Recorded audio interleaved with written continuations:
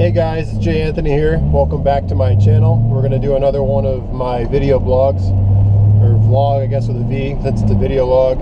As always, thank you very much for your continued support of my channel. Again, I'm just so humbled and honored you guys all care. So as I've asked on every video, leave me comments, questions, concerns, so I can address them in future vlogs. So this is going to be two topics today. Again, these are questions you guys have left for me. And please do me a favor of leaving more questions at the end of this video as well. So two questions we're going to address today. One is Glycine watches. What's my opinion on Glycine watches? And we'll get into that. And the entry question we're going to get into is ETA and ETA getting restrictive on their movements and what I think that actually means. Now, I've actually talked about ETA and their restriction of movements on a few of my other videos, so this might be a refresher for some of you guys. For those of you that they're kind of new to this whole deal with ETA, I probably should give you a little bit of a background on how ETA works. ETA is an Bosch movement maker, and they have been in business for, depending on when you decide their origin, since the 1700s or 1800s, depending on how you want to classify them. And they're part of the watch conglomerate Swatch Group. So Swatch owns them outright and has the ability to, decide who gets their movements.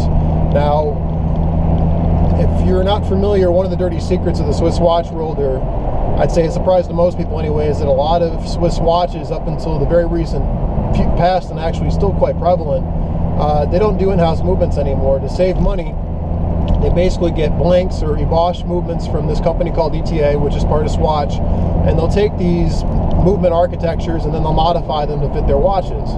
So some of these famous ETA movements you probably have heard of are the ETA 2824, the Valjoux 7750 is probably one of the more famous ones. There's countless movements, and just about every company you can name of, with the exception of like Rolex and a couple other minor ones, has used their movements at one point or another. Up until the recent past, for example, every single Breitling you would have purchased, every single Omega you would have purchased, Longines, Cartier, you name it, they all used ETA modified movements. And what these manufacturers would do is they would take, again, this ETA based movement architecture, and then they would modify it. They would decorate the movement. They might purchase an upgraded version with more premium components in it, and then they would regulate it and get it so that it was fine-tuned to be accurate. But they were basically, again, using simple architecture from these ETA movements. And I'm a car guy, so I guess if you wanted to use a car analogy, it's not unlike Lotus when they were using Toyota-derived 4-cylinders and Camry V6s in their Lotus cars, or somebody taking a small block Chevy and putting it in some other kind of a car. These manufacturers were taking someone else's architecture and then they were modifying it for their needs. Now, what happened is up in the early 2000s, this guy named Nicholas Hayek, who ran the Swatch Group, and you could look him up, he's actually a very interesting guy. The Hayeks in general, you do yourself a favor and look into them, they're very interesting people. They decided that they wanted to restrict the sale of these ETA movements.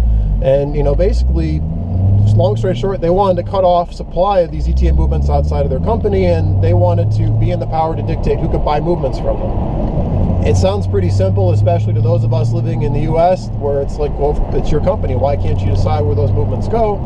But as it turns out, it isn't as black and white, and there was a bunch of concerns that there was, like, I forget the exact words that they called them, but there was concern that there was cartel laws, I think is what they were calling it. There was concerns that this was going to basically cause the market to kind of tailspin, because ETA was basically a sole source. There wasn't another ETA out there people could really get their movements from, and that this was basically going to cripple the watch market.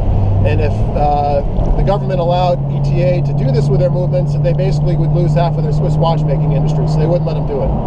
So what they agreed to was a scaled down situation where over time, and I believe it might even go all the way to 2023, I may be wrong, they couldn't just cut off all these suppliers dry and say you can't have our movements anymore. They had to do a slow phase down. So every couple of years they cut down outsourcing of these movements further and further and further. So eventually the end game is at some point, and I don't know exactly, feel free to leave me a comment, ETA will have sole discretion over who gets their movements. Now right now, again, they're still subject to laws, and they still have to provide so many movements per year to other companies. I forget what the number is right now. So what does this mean for you guys? Well, it means a couple things. One is, one of the benefits of having all these watches with Swiss-made ETA movements in them is that parts availability was widespread, and you could have a watch of many different makes and take it to a jeweler, and because it was an ETA-based architecture, they were relatively cost affordable to service, and there was great parts availability. So conceivably, over time, parts are going to get scarcer as ETA is going to be a lot more restrictive on who gets those parts. And the other thing that's going to happen, though, is that, watches are going to start having much more varied architecture. Put simply, there's going to be a lot more in-house movements, which I think is a very exciting turn of events. And we've already seen this. A lot of big companies like Breitling and Omega, Panerai, Heuer, but that's a whole other battle. They have the 1880s movement, which is based on Seiko architecture, so I'll save that for another time. But you've seen a lot of these big players that were relying heavily on this ETA architecture, where now they're, because their supply is dwindling, they're being forced to do their own in-house movements. And I think for watch enthusiasts like us, this is a win for us. Because, feel free to disagree and leave your comments below how you feel. To me, part of the price point on a Swiss watch, to me, I feel like you should be paying for the horological significance of the piece you're buying. To me, you're buying a piece of art. And it is. It's a piece of mechanical art, unless you're buying a quartz, and we won't go there. But if you're buying a mechanical watch, it's almost like, to me, it should be expected that you're getting a fine, one-of-a-kind piece that has like bespoke architecture to it and some sort of really cool horological significance to it. So I think that we win because, again, a lot of these main-tier brands that were, if I'm being kind of, I don't know, they were basically large marketing engines is what they were. I mean, I'm in marketing, and they basically were selling a brand. So you were buying, a Breitling or a Heuer or an Omega or you name it, a Longines, a Tissot. I mean, it goes on and on and on. But you were basically getting a pretty case with a pretty dial and a warmed over ETA movement. And that's not to say anything against ETA. ETA makes phenomenal watches. They're reliable. They can be made to be extremely precise, and they're easily serviceable. So nothing against ETA at all. They're wonderful. But you weren't getting anything special engineering-wise for your money. And that, to me, was kind of the consumer like us getting cheated. So I am very happy to see that ETA is being dwindled down while these other manufacturers are being forced to get their crap together and start making their own in-house movements. So that's kind of my short answer to the question. What does this mean long-term for us? Well, unfortunately, with these more diverse architectures, you're going to lose out on serviceability and parts availability. So, we're in a landscape now where everybody knows how to fix one of these ETA movements. But over time, I suspect there's always going to be a lot of ETA movements because the Swatch group is a huge group and their watches are more than likely always going to have ETA movements in them. But a lot of these other brands with their own architectures coming out, you're going to have to go to specialists that deal with Breitling and specialists that deal with Panerai and specialists that deal with Cartier and specialists that deal with Omega. And so you are going to be more limited on your serviceability options. You're not going to be able just to take these watches to a mom and pop shop and say, I need you to fix my watch.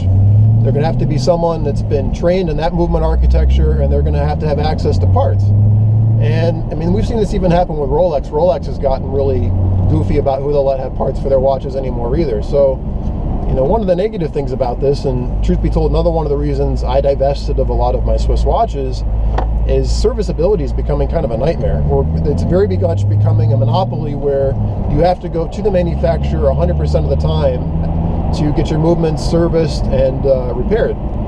And that means you're going to be paying, retail prices, which, it depends. People have different ways of looking at this thing. I know in the car world, like if you buy a Ferrari, the expectation is you take that Ferrari to the Ferrari dealership, and if it ever showed up on your Ferrari sales history that you took it to a Jiffy Lube, you've lost a whole bunch of your car's value. And the thought is that you want the experts that made your product to be the ones servicing it. And there are watch guys that feel the same way about watches. So, I understand if that's the way you feel. My perspective is that a lot of these watches, even with bespoke architecture, there are some wonderful watchmakers out there, just as there's some great mom and pop shop, car dealers. I think people should have the right to get their watches serviced wherever, and I think that there are plenty of skilled watchmakers out there that can work on these watches. I just have a feeling that with all these manufacturer movements rolling out, that we're going to see more and more that parts availability and service training on these movements is going to be scarce, and you're going to be stuck going back to the manufacturer. So I'd say that's the big negative I see with this whole approach. You know, bear in mind now we're still many years out from ETA completely restricting where these movements go. Again, it's not that ETA doesn't want to cut them off now, it's that the government isn't letting them, to my understanding, just completely restrict it, because they need to give time to a lot of these other manufacturers to start sourcing movements from other places, because there's no other scaled up ETA equivalency where you can get other Swiss watch movements from. I mean, there's other Swiss watch movement makers for sure, but they can't do the volumes that a lot of these manufacturers rely on to build their watches. So that's my overall take. We're going to win in terms of engineering on movements. There's going to be some great technologies coming out, because these watchmakers are going to be forced to go out and invent new things, and they're going to have to find some great selling feature on their watches to get you to sell or to buy their brands, which again, we win. We're going to lose though on serviceability and parts cost, and so that's kind of the trade-off to all this, and we'll kind of see where it goes. So that's kind of my take on that. The other question that I get asked is, what do I think about Glycine? Glycine, to be honest, I haven't had a lot of experience with them. I am a fan of their Airman model. I think that's a pretty sexy looking watch. I've never really looked at Glycine, and the reason I haven't looked at Glycine actually ties a lot into this whole ETA discussion we just had.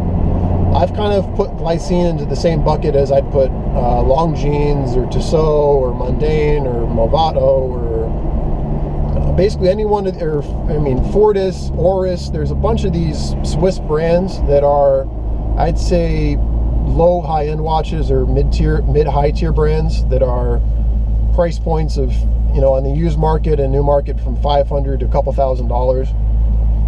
And with these watches, you're all basically getting kind of what I just said you used to get with Breitlings and Omegas. You're getting a pretty case, and you're getting a pretty name on the dial, and some pretty history, and you know, you could geek out and there's some, you know, cool stuff they did maybe 60 years ago. But for a lot of it, you're getting an ETA movement with a pretty case design around it.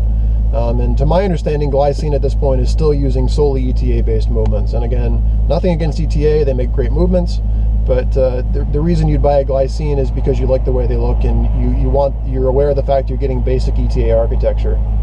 I mean, they're a good value on the resale market. You can pick up a nice Glycine for like $700 or $800. That's got a really nice design. It's going to be Swiss made. It's going to have a durable ETA-based movement in it. But again, I wouldn't say that it has any significance over any other brand in that level. I mean, you're getting the same kind of prestige you get with something like a Longines or a Fortis or something like that. And, you know, I understand at one point, you know, 60 years ago or so, Glycine used to make their own movements, just as Longines and some of these companies did. But, you know, ETA has kind of been the status quo for a long time, and Glycine is no different. They rely on ETA movements. So as ETA does this restriction on their movements, it'll be interesting to see what happens to Glycine. And as they're forced to look other places for their movements, you know, this is kind of their chance to become an innovator and make something of their brand again. So, you know, Glycine will be an interesting brand to watch. So I'm kind of curious to see what they come up with in terms of their own ingenuity on watch movements going forward. So I'm looking forward to seeing how that turns out. So that's kind of my feedback on that. So as always, thank you so much for your support. Thank you so much for your comments. Please do me a favor. If you like what you saw here, give me a like. If you thought it sucked, please tell me why, and I'll make sure not to do it the next time. And if you haven't already, please subscribe. And most importantly, please do me a favor of leaving your questions. Your questions fuel these vlogs, and I'm happy to answer anything and everything. So what would you like to know? Tell me now, and I'll be sure to make a future vlog about it and give you the answer. So other than that, I hope you've enjoyed this vlog, and have a good rest of your day.